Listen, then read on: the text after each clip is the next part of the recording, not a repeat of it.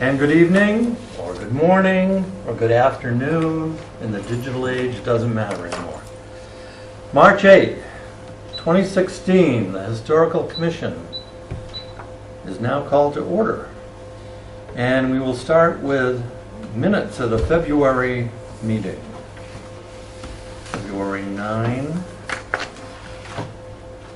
I make a motion to accept the minutes of February 9th, 2016. All right, do I have a second? I second. Okay, any discussion, changes, amendments? None, heard. All in favor? Aye. Aye. I think we only need three, right? We're there. Chris? Chris, Misha, me, and you. four. Louise, there were four of us. Patty and Butch weren't here. We're good, we're covered. Okay. Excellent. Okay, let's go on to the financial report. There's no updates or changes from No. this one. But I do want to talk about budget. We got an email today about budget submission. And normally we would put in, there's a standard $500 budget that we work off of for minor things. That's how low we've gotten so far. They haven't taken it into their minds to cut it below that point yet. Yeah, don't say it. We started out at 2,200, I think, one year. But we are going to It's go sinking and fast. yeah, we're going to go submit a budget for 10,500. 500, the normal 5 that we would get. The 10,000, what we believe should be a yearly amount for preservation of documents. And instead of going through this continual, what do we call those? Petition articles for the town meetings, we would rather just have it all up front. So just put it in there, and we won't have a petition article for $11,304. We'll just stick within the $10,000 allotment. Aura has not had any time to devote to liaising with me to try and find out what we're going to do this year. She's just completely buried. We're going to get to it, but it might not be until after the town meeting. It doesn't matter. We're going to do it. We're going to expend the funds. So we will put this 10,500 in the budget request, and then at a minimum it'll give us a chance to get before the powers and talk about it and say, come on, let's get into the 21st century and do this thing properly. So that hopefully will resolve a lot of our dancing around that we have to do over and over, because the town folks vote it through all the time. Well, the past 2 years ago was the first time they overrode a finance committee motion to pass over a town meeting. We actually got the support of the town, and that was a major turning point. And that worked. And the town's coming out of the doldrums in terms of money, so it's not as bad as it used to be. Plus, they do have to put in a minimum of $5,000 to get an agreement with an anonymous donor to pony up more money. So there's some incentive on that side too. And an anonymous donor came forth this year, probably last year, at the very end of last year, and pledged $5,000 a year for archival preservation for 5 years, with the understanding that it was at least matched by the town. But we're not going for at least matched by the town is going backwards from where we were the past couple of years. So we want 10 from the town, pick up 5 from the anonymous donor. And he said that if this continues for 5 years running, he will renew it for another 5-year period. So he's ponied up, he's volunteered to pony up $50,000. So anybody out there in TV land wants to do the same thing. We're available for discussion on this, if you'd like to help out. What we should do in another month or two is really lay out all that we've been able to accomplish in the last, well, decade now, in Yeah, terms of 10 years, preservation. well, It's 10 flies, we're having amazing, fun. amazing how much can get done bit by bit. It's also amazing how much more we still have to do. But We're starting to get into the We're real looking good. brain teasing stuff now. The shelving is no good down there. The downstairs vault itself was too small the day it was built. It's too small now. We're gonna reach a point where probably we should replace that archival climate machinery we put in down there. That was a real cheapo fix, because we didn't have any money. We were really, really hurting bad. But then again, I go to other places and I see what they're dealing with, and you'd be amazed what kind of awful environmental Other towns you visited? conditions. Yeah, Oh. and historical societies and such, and they have almost no climate control, and they're dealing with potential areas where they could have serious flooding or pipes and You have breaking to and stuff. put on an It's amazing. industrial strength gas mask, hazmat suit, to go into some of these storage areas in Webster Town Hall, because they've got material down there that is covered with deadly fungus. I'm not kidding. The town clerk down there told me that. He says, you cannot go in there. So we're going to Well, we're move pretty ahead good on that. prepared for that. Do we need a motion on that for the budget? No, I don't think so. Okay. I wasn't worried about it, just checking on it. We just got to check with, Yep. Well, we'll submit it and Administrator. it'll get us on the table. All right, any other financial questions? Moving on. Demolition of an old shed on Sunnyside. I received a call from the town inspector, the building inspector, and he had been asked to check a structure over on Sunnyside. I drove over and took a look at it, why it was still standing. Well, there were some props on the side, 2x4s, old doors. The whole center had been gutted out. It was all fallen in. And I thought, oh my, this is bad. So Mike and I both took a look at it, and the building inspector then, through the demolition bylaw, got in contact not only with us, but the fire chief. And his job is to confer with us, and he did. And he will then deem it as a hazardous site, not acceptable building, and they will tear it down.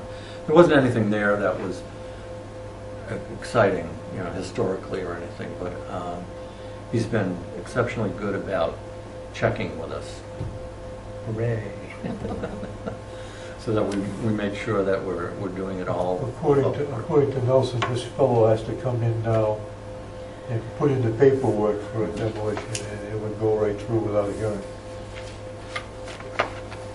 So The demolition would be just grab the board that's propping up the side of the building and run like hell, and hope you don't get squashed by the board. And that's tie a probably rope on demolition. that thing, and then you are far enough away and go.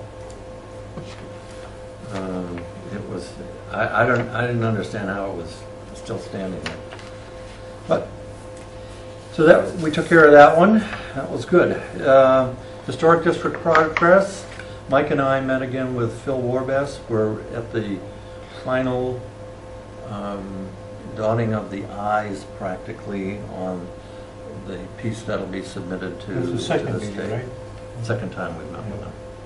And we're going to meet with him again on St. Patty's Day, and hopefully that will pretty much wrap it up. So I would think we've got something into Boston in the next 6 weeks or so, and then because there is no clock that ticks in Boston. We'll see how long that takes. But at least if our piece is completed now, until they complain about something, we at least are moving forward. So that will be good. Nice to finally have that going along. And what we'll do, once we got that, is have a session where we lay it out for you, so you can see all the mapping, the individual houses and things, before we submit it to Boston. Maybe that'll be next month's meeting. Yeah. That'll be about. Am I correct in assuming it's in the Schofield Ave area? No. West Main? No. You are incorrect. It's on Dudley Hill. Yes. There you go. Yep. Carter House to the Congregational Church. And it's going to look good. The pictures are nice. The narratives are good. Presentation's fine. We do a little historical background on the town and that in that area, so it all makes sense. I don't think there's any issue with it. It'll just be a question of moving it through the bureaucratic layers in Boston. So let me make sure I do that for next meeting. Get copies of things that we can look at and spread out. Future events for the town, anything coming? Yes. Here we go. It's not until April 30th, but there'll be a presentation on black bears at the Black Tavern at 1 o'clock. That's Saturday afternoon, April 30th. And it'll be presented by Fish and Wildlife of Massachusetts. And you know that there's been some sightings of black bears in the area, so it's a timely presentation. And hopefully we'll learn something about black bears from it. What's the time again, Lee? 1 p.m. Who's sponsoring it? The Conservation Land Trust. Okay. All right, that sounds good. Yeah. I could also mention the French River Connection is going to have their annual meeting at the Black Tavern Wednesday, April 13, and their featured speaker is Susan Audette, and she's going to talk about kayaks and canoeing. She wrote a book on Old Town Canoes, manufacturing company, and she's called the Bag Lady. She makes bags, as they call them, to cover your canoe and kayak and whatnot. She's been in business a long time, coming up from Connecticut. I got a lead on her from Last Green Valley. So she will be there 7 o'clock on the 13th of April. It's a Wednesday in the tavern, and it's part of the French River Connection annual meeting. We use the tavern a lot, but it's become quite the place to do these things, and it's good for a small meeting like that. Any other things coming up? Nothing for you, Mike? No. There's an Easter egg hunt I see in town, but on the 31st maybe. I don't have any youngins to take to it. All right, let's talk about preservation projects. We discussed maybe doing a series of 4 note cards with old scenes of Dudley now. Since we have such trouble getting snow scenes and all of these things, and we had one day this year, didn't we? Just like practically. No, I have, actually, I don't know if I took 2 different pictures on the same storm, but you know that last storm that everything looked like it was coated in marshmallow? Oh, yeah. I have, I think, a pretty nice picture of an old house in Dudley All right. with the trees around it, but it's got a sign, it's got telephone wires. Yeah. you know. Oh, well, it is what it is. I know, someday I'll send it to you, Ed. Yeah. Did you sing Marshmallow World? No, I didn't.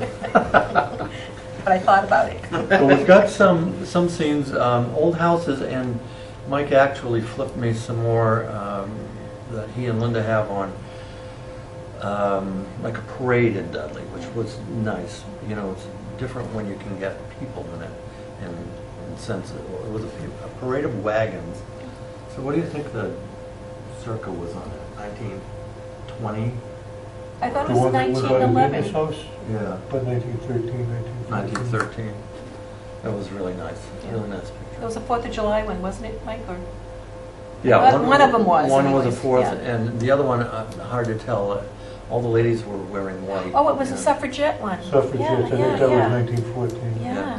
that's So really, that it was was- impressive. They're kind of fun, not only just a structure thing, but, some of the activity that's going on there. And what we're doing in the historic district write-up now is trying to blend in not just structures, but how that piece of roadway has continually been an important event site for the town since the beginning. Yeah. So, not many towns can say that it looks reasonably close to its original. I mean, other than, it's got hard top on it now, but it still functions in that same way between those 2 points.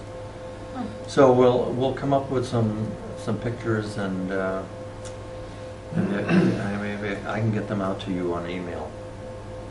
Some of us will get them. We'll see. Most of us will get This is it. what you're missing out on, Patty. Let me With the email. ways, and we do the ways now. Yep. Go ahead, Michael. In 2008, in the fall, Ed and I and Peter Jankowski went up to Town Common and met with a couple of engineers from Verizon about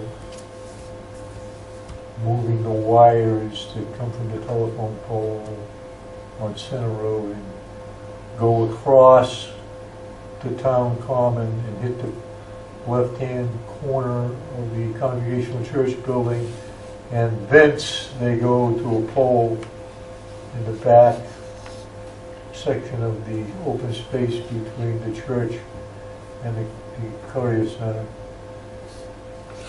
And at that point I was dumbfounded to be told that the Town Common was not owned by the town. It was owned by the Congregational Church. And we unraveled a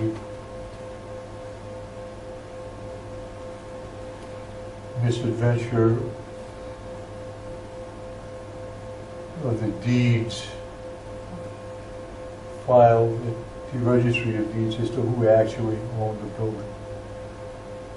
In 1947, the town sold that little sliver of land where the monument, Civil War monument sits, to the church in exchange for some other land in the back of the church. And in 1963 or 64, town meeting approved a land swap between the church and the town to put everything back the way it was, so that the church would own the land in the back, and the town would now own that little piece of land in the front where the monument was. In about 1965, the church, in fact, registered their part of that deal with the Registry of Deeds, but nobody ever amended the ownership of that land on behalf of the town of Dudley. So if you, in 2008, if you went to the Registry of Deeds to find out who owned that land, it would take you to the 1947 land swap. And they would tell you the Congregational Church owned that land. So Verizon told us, if this is in fact true, if you're not talking through your hat, then at best the title is not secure. We're not going to do anything. So it took us till about 14 months ago to effect a land transfer between the town of Dudley and the Congregational Church, so that now we do have clear title to that section of land. And I was up on Dudley Hill a couple, 3 weeks ago when they were finally taking away Ray Stockley's house and dump trucks. And I noticed telephone guys, and bucket trucks running around all over the place. They asked them what was going on. And they said, we're going to do a big cable job up here in about a month. And so it'll be pretty quick right now. It's going to be an aerial to aerial job, not aerial to underground. No such luck. But they're running all over the place. I said, well, this might be a good time to approach them again about trying to move these wires. So I went to see Mr. Balyakunis, and I took him up there and showed him around and showed him what was going on late last week. And Mr. Balyakunis is going to open a dialogue with Verizon and Charter Communications to see if he can get these wires moved. It's taken a long time to get to this point, since 2008. But we persevere Well, yeah, while we're here. while we're here. I think you have to be incredibly long-lived to affect any kind of a serious change like Yeah. this. It's not rocket science to move these wires, but there's a cost involved. And that's where the rub is.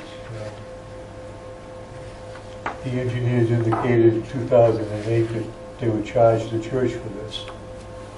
And the church completed our land transfer 14 months ago with the express agreement that they would be held blameless for any cost. So we're going to see how it goes. I'm a 34-year-old telephone guy, and I've seen a lot of strange stuff happen. It cost a lot more money on this when they were trying to make somebody happy. And it wouldn't be a great expenditure to try and satisfy our historical interests. Yeah, maybe especially if we can say we're coming up to the point where that'll be a district. And part of the celebration would be nice to... Those wires look like hell, just going across that common and coming very close to that 1909 War Memorial. So, that's the briefing. Okay. Other member concerns? All right. Before we leave, I wanted to hand out, I found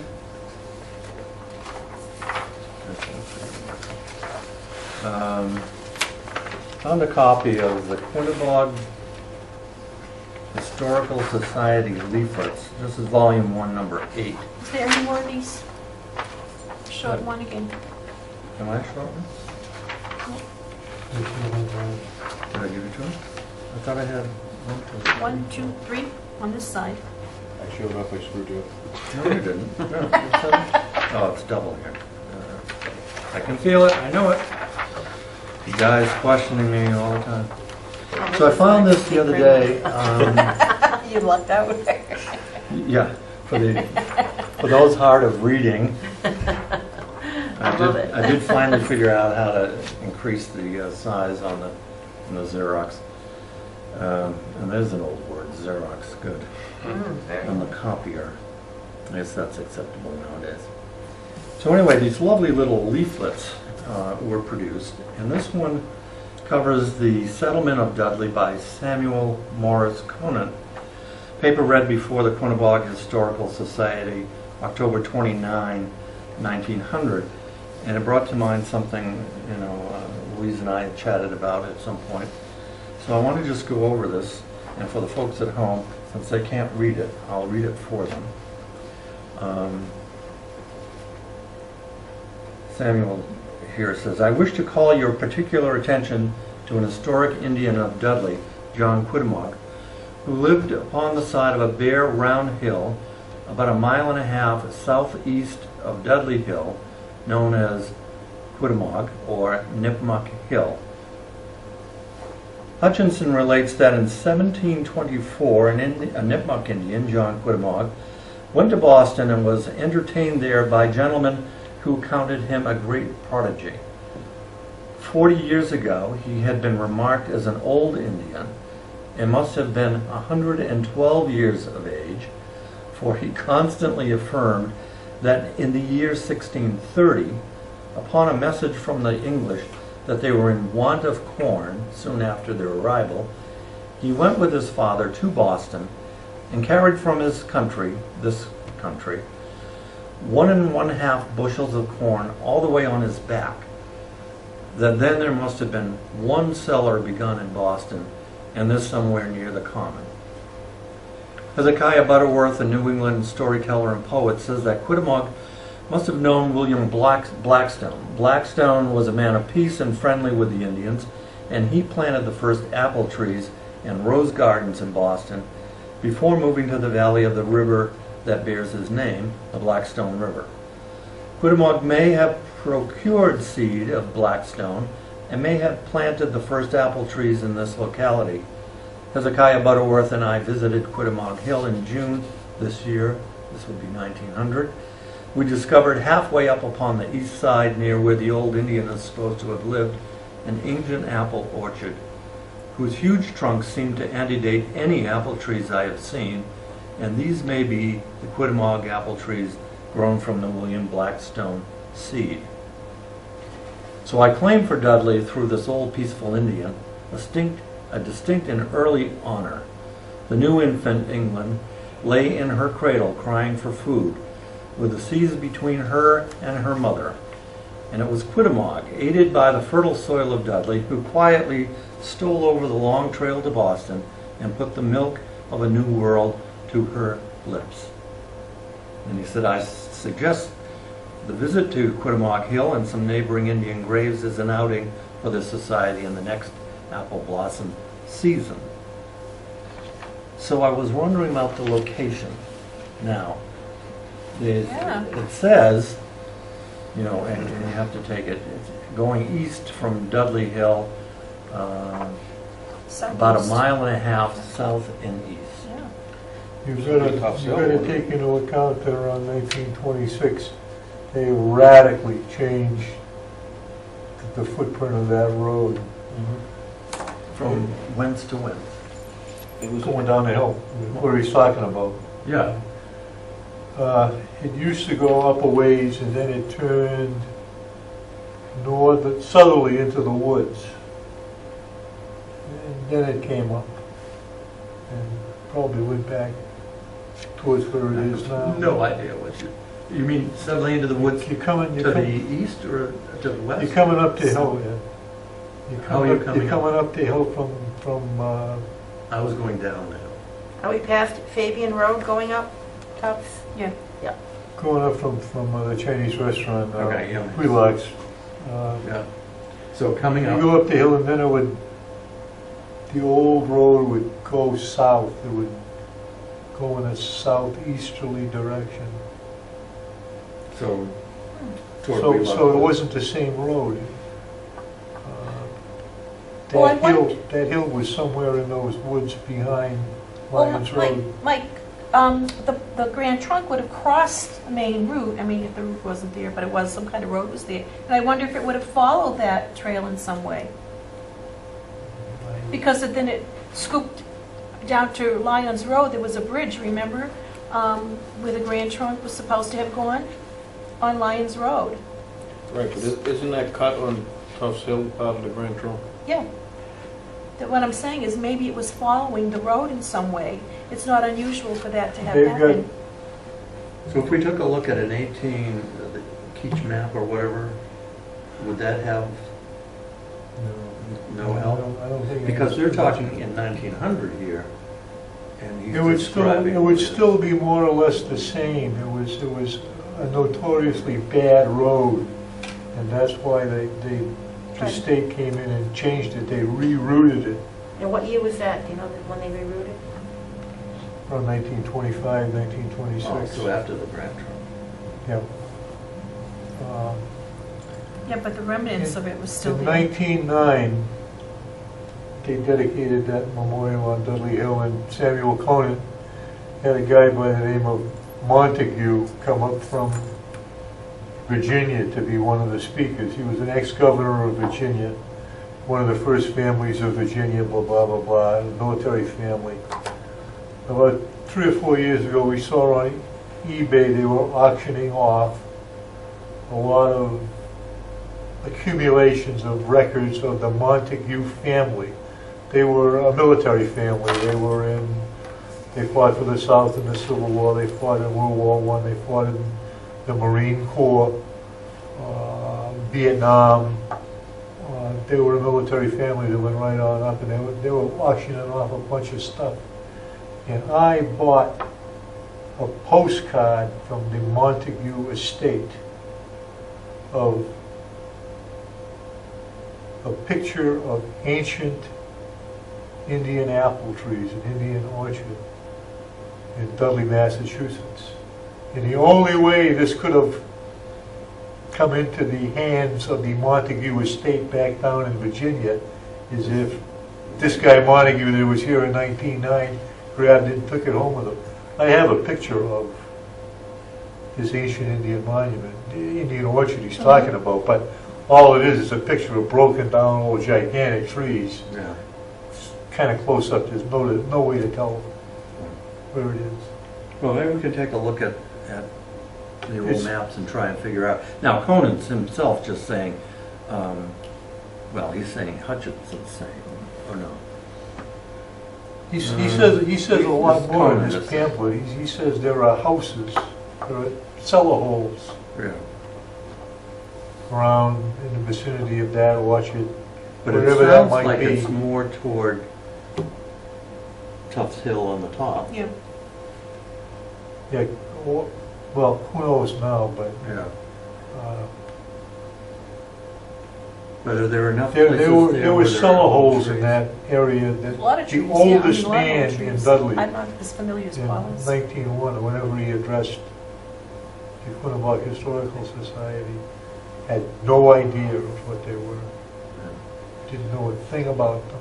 Did Wheelock Woods have anything on the east side of it that looked like old apple trees? No? Not, It's I can't mostly say. pine, isn't it? Pardon me? With a lot of pine?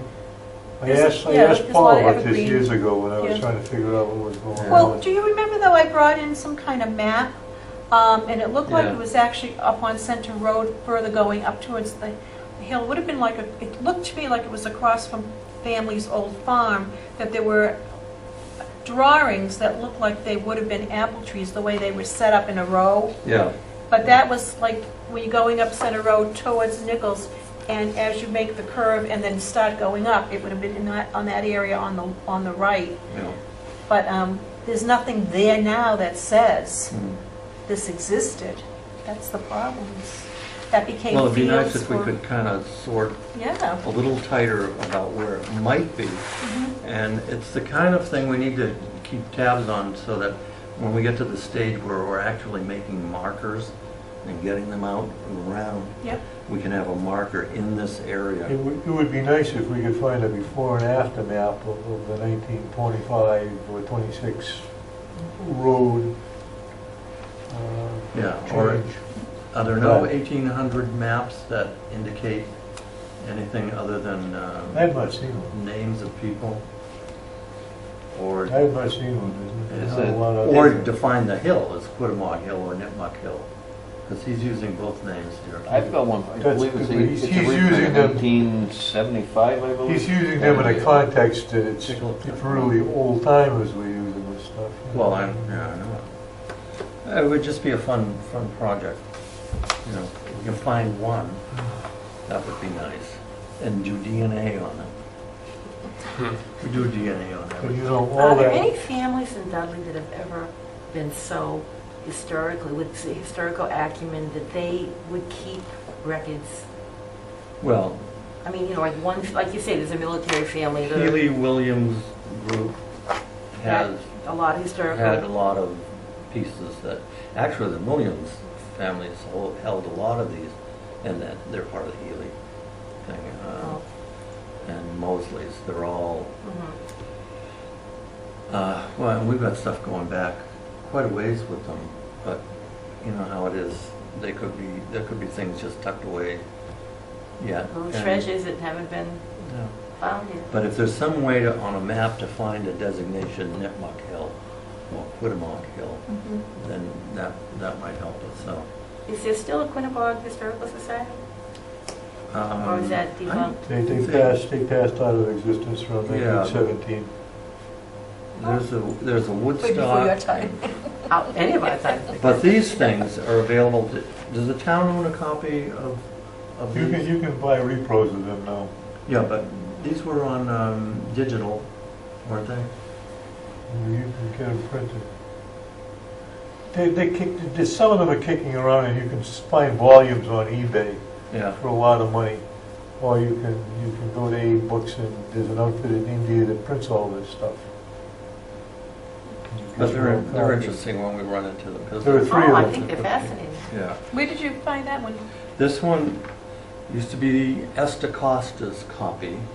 Esther Anybody remember Costa, I haven't heard Esther that Costa? name in eons. Yeah, she used to have the radio show. Oh, I remember. Yeah. And Peter married Sarah. and she's got it marked 1955. This was her copy. Oh, And it was given to me at some point, or it came through a yard sale or whatever. And I had it tucked in another volume of Dudley history. And I was looking up You some just thought stuff. you'd come in and make trouble today. I didn't want to make trouble. No. Yeah. spark interest, right? But they're out there. In fact, people, if you've got these at home, Check call your us. attics. Call us. You never know. We always love this stuff. All right. Any other things? Nothing. I'm entertaining a motion to adjourn. Second. There we go. All in favor?